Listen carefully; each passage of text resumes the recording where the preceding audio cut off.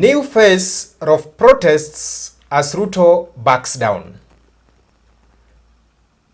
That is the main headline that was across most of the dailies today, focusing on the demonstrations that was led by the Generation Z yesterday as the nation or as the citizens of this country came out to reject the finance bill.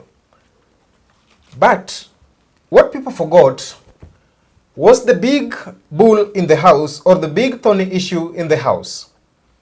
The issue of some of the proposed taxes that the state backtracked on and that were announced after a successful parliamentary group meeting at Statehouse in Nairobi. What do they mean, and what impact does it have in as far as the government had projected to raise about 342 or 346 rather billion Kenya shillings just from the finance bill alone to finance this year's budget? Welcome to the Bold Analysis. My name is Frank. Of course, this is the Governance Watch. Now, this morning I've been following on some of the proposals that the State House backtracked on, or the members of the Finance and Planning Committee backtracked on, in regards to the finance bill that was tabled before Parliament yesterday and is currently being debated by members of the National Assembly. But before we go through that, there are some submissions that have been made today before Parliament, and of interest was the submission by the Deputy Leader of Minority, Robert Mbui, on the finance bill and its contents and its impact on Kenyans, and the submissions by the Deputy Leader of Majority on the other side, Honorable Owen Baya, who is the Member of Parliament for Kilifi North.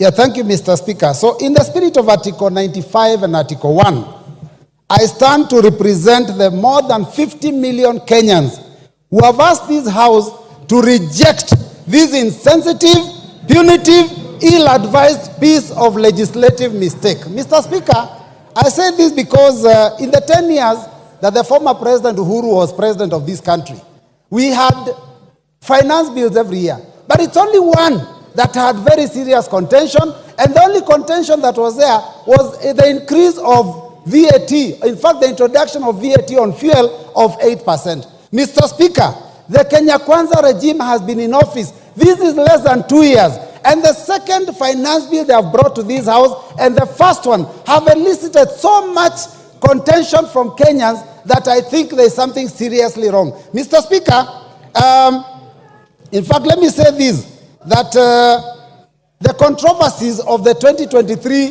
finance bill, before we even get to this one, even in fact got a nickname for our head of state, because Kenyans out there are calling him Zakayo, the tax collector. Mr. Speaker, we must move from that concept of ensuring that every year we impose punitive taxes on Kenyans. Mr. Speaker, Kenyans have not even recovered from the negative effects of the 2023 finance bill. Because, Mr. Speaker, the 2023 finance bill already drastically reduced the disposable income of Kenyans. Because, Mr. Speaker, we increased pay as you earn then, we went and increased the NSSF, we went and increased the NHIF. Now we are proposing to go to SHIF, which is even higher. Mr. Speaker, we introduced a housing fund. Mr. Speaker, it has been very, very painful for Kenyans. And Kenyans were hoping that this year things will be better, considering that in the last election campaign, Mr. Speaker, they were told that there will be pesa mfukoni, which means money in the pockets. Mr. Speaker, what we are realizing is that actually what this regime wanted was not to put money in anyone's pocket, but to take any money that was in the pockets of Kenyans. Mr. Speaker, the cost of government services have gone so high that we can't even afford our children to have ID cards. So, Mr. Speaker, when I look at a bill that proposes to increase the already overburdened Kenyans, it is something that we have to stand firm and reject. Mr. Speaker, let me say this, that we were told to tighten our belts. And I know this is the intention, that we be hit very hard the first 2, 3, 4 years. But Mr. Speaker, you know, some people will lose their life because of the hunger now. and because of the stress now. What do you do with them when they are 6 feet under in 2026, 2027? We are told to tighten our belts. And as we tighten our belts, Mr. Speaker, it is shocking to see the excesses that this government is going through. We are taxing Kenyans to raise money to run the government, and yet we have excesses. We are putting in money to build houses, to repair, to paint houses that were built with 400 million, and we are spending 600 million to renovate and paint. Mr. Speaker, it is very, very painful. And then we are told, tighten your belts as Kenyans. And 200 million Kenyan shillings is used on a return trip on a chartered plane to the US. Mr. Speaker, this is not acceptable. And all those missions are begging missions. What we are doing here is we are living beyond our means. Mr. Speaker, I seek... Apart from the minority is interesting because I tried to get at least something from Honorable Mbui that he was saying that was useful and a contribution to the finance bill, but I couldn't get any. I just heard him shout about maandamano and all that. But we forgive him. We forgive him. Forgive him. I want to start by saying this, Honorable Speaker. Honorable Speaker, the finance bill is one of the very important documents that comes to Parliament. It is part of the budget cycle. That somehow, as we go through the budget cycle, our finance bill will come to the House, Honorable Speaker. We have the opportunity now to look at Finance Bill 2024. Honorable Speaker, a finance bill is usually a document of revenue-raising measures. But this finance bill must be looked together with the budget statement and the budget that we passed in this House. The finance bill complements the budget that we passed in this House, Honorable Speaker. That we have to raise revenue, resources, that we can finance the budget. So these two documents must be looked together, Honorable Speaker. Honorable Speaker, when we received the the finance bill in this House, we tabled it here. But it was a proposal from Treasury. And when a proposal comes to the House, Honorable Speaker, it needs to be debated. They cannot pass the way it has been brought. It is scrutinized by the House. And the Constitution, Honorable Speaker, gave us the opportunity to do public participation. And public participation, Honorable Speaker, is a key plank in passing laws and legislation in this House. Treasury makes wild proposals that comes to the House. But it is up to this House to sit down, debate those proposals, look at them, and see whether they are fair revenue-raising measures for the country.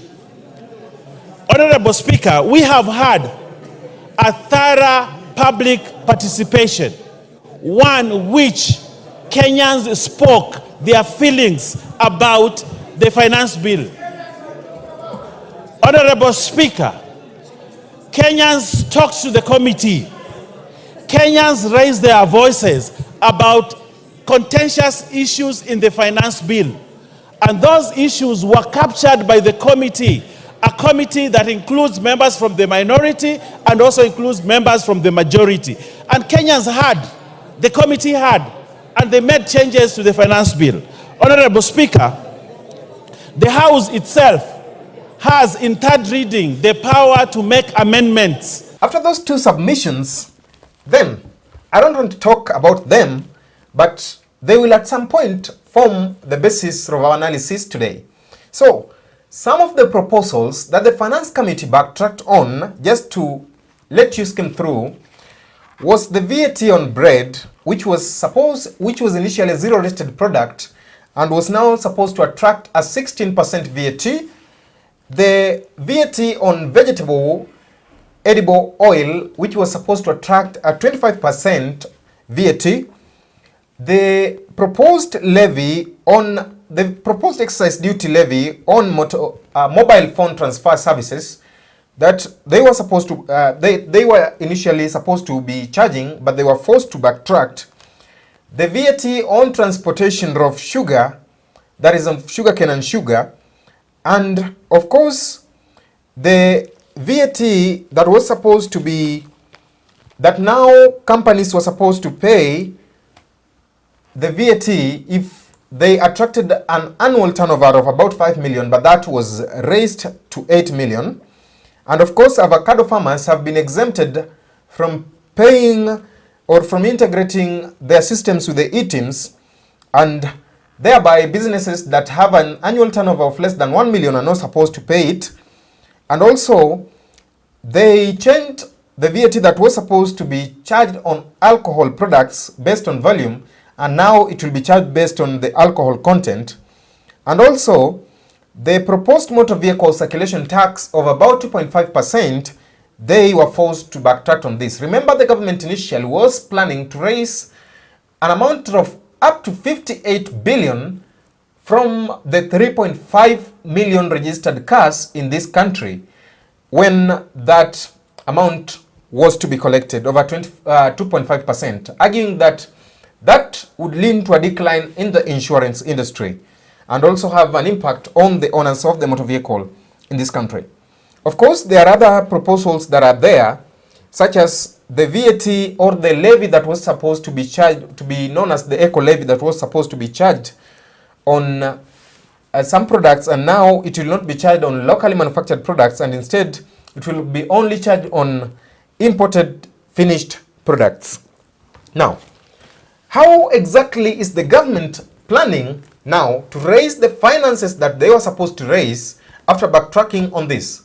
That is where the devil lies in the details. And that is where I want us today to focus on and have a look at the proposed changes or the proposals that have been dropped. What impact will they have on you, and how exactly is the government intending to raise that money that was initially planned for and now is out of the budget, the finance bill? Number one, the government is intending to increase taxes on petroleum products and general taxes in order to counter that. Because, for example, initially, the road maintenance levy was attracting an amount of 18 shillings per litre for road maintenance levy that was deposited for maintenance of our roads and, of course, our road infrastructure. And now the government is instead planning to raise it by 9 shillings, by about 7 shillings rather, to about 25 shillings. So that one will really have an impact of increasing the unit cost of a litre of petrol, diesel, and kerosene. Remember, at the same time, the government is still charging an additional 18 shillings on kerosene to prevent adulteration of fuel products. And just to make you be in the know-how, since 2017, this levy or the road maintenance levy has not been increased. 2017, that is sometimes back during Uhuru's term, this levy hasn't been increased, and it has remained at 18 shillings now that the government plans to increase it. So from this, it is clearly clear that whatever this government intends to achieve with all this is just patchy, as somebody would say. We want to patch it here, patch it there in order to finance our budget. That is what they intend. That is the devil in the details. And also, somebody, or rather not somebody, but the government through the KRA still maintains that KRA will still have an access and will be exempted from the Data Protection Act, and they'll be able to snoop on your private information, especially financial deals, without a court order. That is contrary to Section 51 of the Data Protection Act, that guarantees that KRA can only get into your private information on financial transactions only with a warrant of court. So exactly, they didn't tell us how they are intending to do that, because that would guarantee a change in that section or in that section of the law that is there. Of course, we acknowledge that Section 60 of the Tax Procedures Act guarantees the Commissioner General of KRA to get that financial private data, but only with a court warrant in the case of an administration of tax. Also, something to note on this is that the government is arguing that these taxes on imports, of course, they had proposed that they are now heavily going to impose taxes on imports rather than exports. And that has been the reasoning as to why they are going to drop that eco-levy tax on products such as sanitary pads and diapers. But the question that you should be asking yourself, or that we should be asking ourselves, is that what percentage does Kenya produce of a product, maybe for example like sanitary pads or diapers? The information that is there is that these products, about 98% of them, or over 95% of them, are imported into the country. So Kenya's local production is only at about 2%. So there is a scheme that they are not being honest with us. Because if they are importing that tax on the imported products, and it's the imported products that flood our markets, then it still means that you'll have to dig deeper into your pockets to provide diapers, for example, for your kids, to provide sanitary pads, for example, to your girls or to you as a woman of this country. So there they are not being honest with us, and they still intend to get whatever their original intention was. Of course, somebody said that not even somebody, yesterday on a podcast that we did on the state reversals, I said that seemingly this is clearly a reverse psychology trick and a PR stunt that the government is aiming to play on the minds of Kenyans. Of course, those people who specialize in public relations or PR would otherwise find fault with me. They say that PR only aims at telling the truth and using the truth to tell the truth. But instead, when the government does this, they don't want it to be called a PR stunt, but rather a propaganda stunt and a propaganda tool. That is what they aimed at that. Because clearly, in their minds, I was even following a discussion today by the former cabinet secretary in charge of health, Mutahi Kagwe, where he was saying that this was a gimmick. This was a propaganda stunt, that let's propose this so as to see how they react to it, and then backtrack on it so that they see how much we care about them. But the truth that even some philosophers said that it is true that no government on this planet cares really for the interests of the common man. That is the truth. So that came out clearly, that all this was a reverse psychology. Let's impose this so that they can have something to talk on. Then later on at the last minute, we backtrack on it or climb down on it so that the masses can be swayed that indeed the government cares on us. But that is not the truth.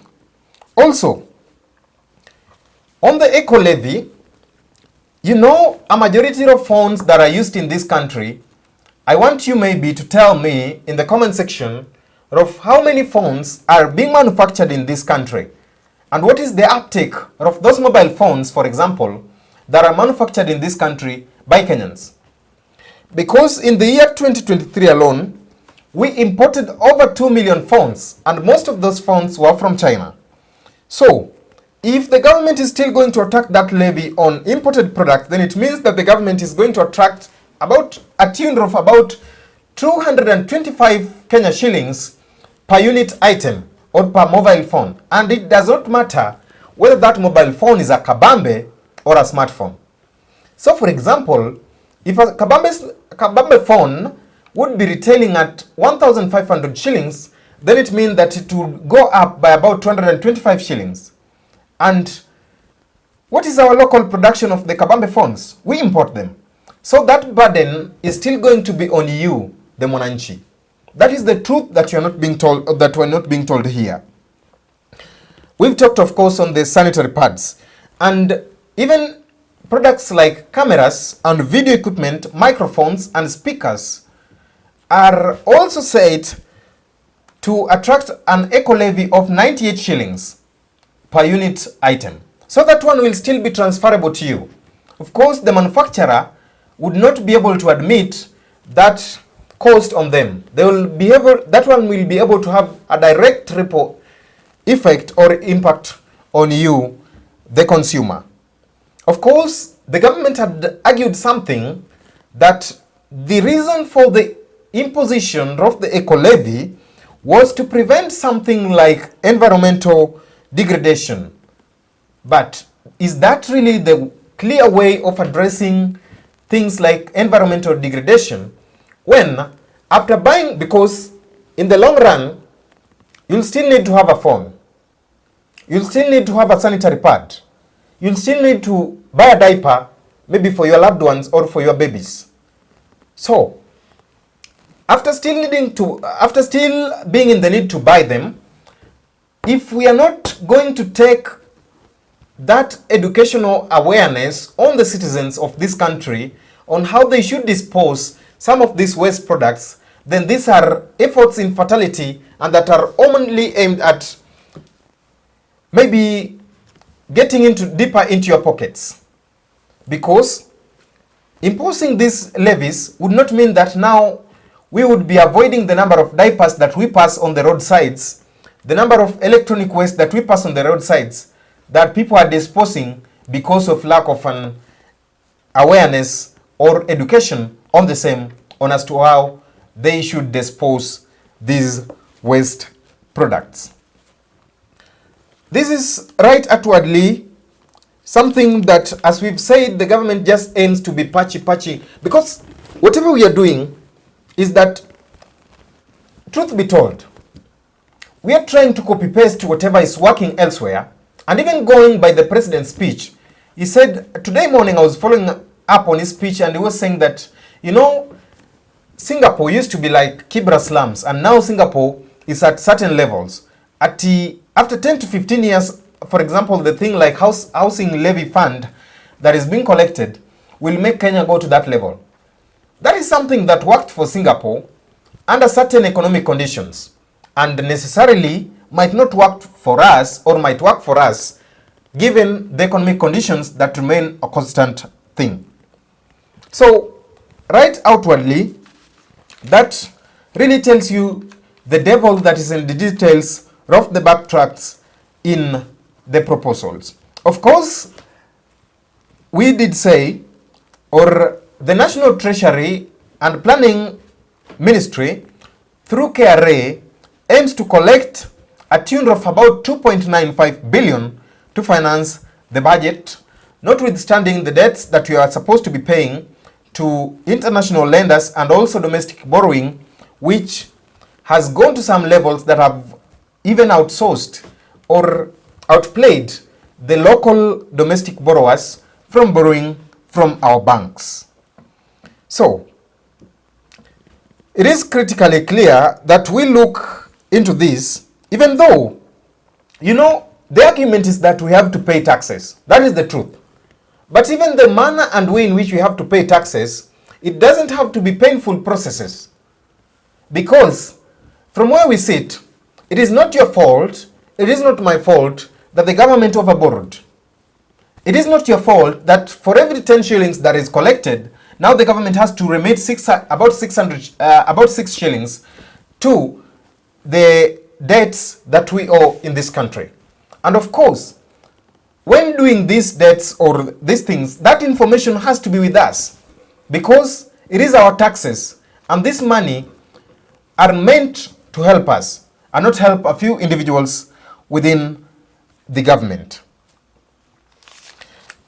Another important point that I noted is that the government initially was planning to slash by about 30% the expenditure or budget that they give to state departments and ministries and agencies.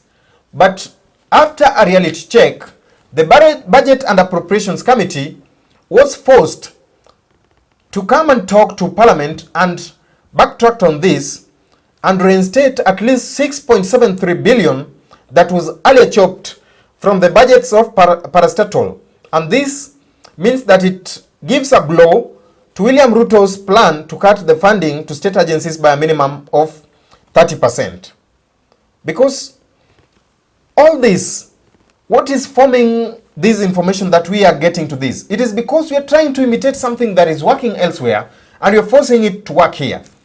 We are trying to make or take those IMF proposals in wholesome the way they are, and some are not even applicable to our economy, and we are trying to make them work in our economy. So that is the devil in the details that the state does not want to talk about.